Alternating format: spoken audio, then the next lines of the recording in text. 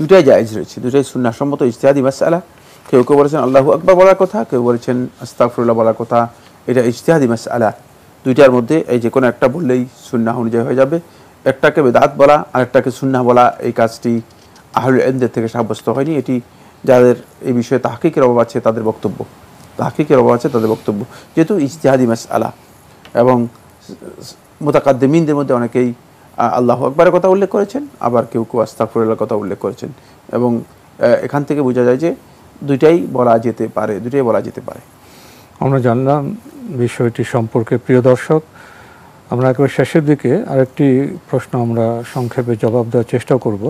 পাঠিয়েছেন সবুজ আলম মহাস্থানগড় বগুড়া থেকে, লিখেছেন, মৃত্যুর পর মানুষ যখন কবরে যাবে এবং দেখবে সে আর দুনিয়াতে নেই, সে একটা মাটির অন্ধকার ঘরে আছে, তখন তার কি অবস্থা হবে?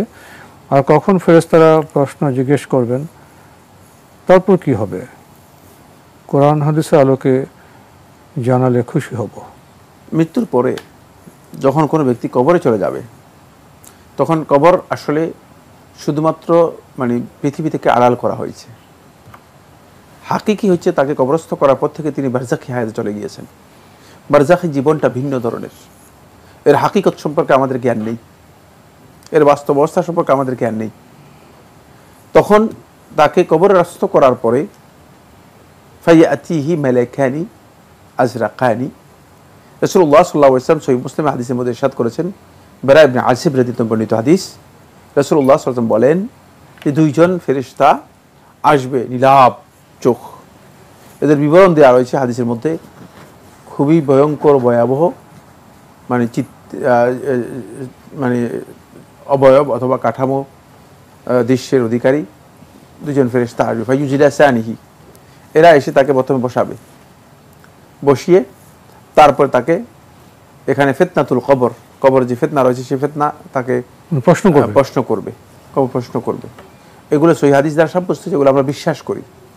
এগুলোর হাইয়াত সম্পর্কে, এগুলোর ধরন সম্পর্কে, এগুলো কিভাবে করবে, কোন পদ্ধতি করবে, এগুলো কিছুই আমাদের কাছে জানা নেই, কারণ এগুলো বারজাখি হায়াতের সাথে জড়িত। কবর রেখে আসছেন শেষ, এরপরে এই কবরের মধ্যে পুরা হায়াতটা হচ্ছে বারজাখি হায়াত। এখান থেকে বারজাখি হায়াতের সাথে সম্পর্ক তৈরি হয়ে গেছে। এখন বারজাখি হায়াতের কোন হাকিকতটা কি, হাকিকত আল্লাহ সুবহানাহু ওয়া তাআলা ছাড়া আর কেউ জানেন না। সুতরাং এটা আমাদেরকে বিশ্বাস করতে হবে।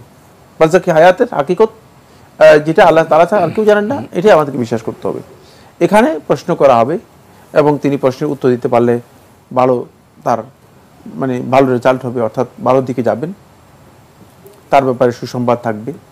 আর যদি প্রশ্নের উত্তর দিতে সক্ষম না হয়, তাহলে তার ব্যাপারে দুঃসংবাদ এবং শাস্তির কথা থাকবে। এবং কিছু কিছু অপরাধ আছে যেগুলোর কথা রাসূলুল্লাহ সাল্লাল্লাহু আলাইহি ওয়াসাল্লাম উল্লেখ করেছেন, সেগুলোতে কবরে আযাব হবে। সুতরাং এই যে কথাগুলো, এগুলো কবরের সাথে জড়িত, বারজাখি হায়াতের সাথে জড়িত। তো বারজাখি জিন্দেগিটা বাস্তবভাবে দুনিয়ার কোনো জীবন দিয়ে এটাকে বিবেচনা করার কোনো সুযোগ নেই। একজন ব্যক্তি কবরে যাওয়ার পরে তিনি এই কথা চিন্তা করবেন যে আমি অন্ধকার কবরের মধ্যে এসে গেলাম, এটা পৃথিবীতে ভাবা যায়, ওখানে গেলে আর এই ভাবার ওটা ভাবনার জগৎ নয়, জগৎটা পরিপূর্ণ আলাদা হয়ে গেছে।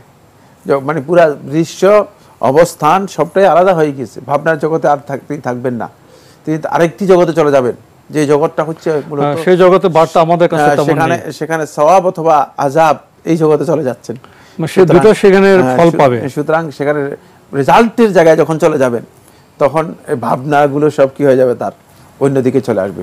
ভাবনা মানুষের আবার এক সময় আসবে, এক সময় আফসোসের সময় আসবে, এক সময় আত্মনাদের সময় আসবে, এক সময় নিজের উপর নিজের ধিক্কার দেওয়ার মতো সময় আসবে। সেটা হচ্ছে হাসরে, যখন দেখবে যে নিজের জীবনটা ক্ষতিগ্রস্ত করেছে, তখন হাসরের ময়দানে সেটি করবে।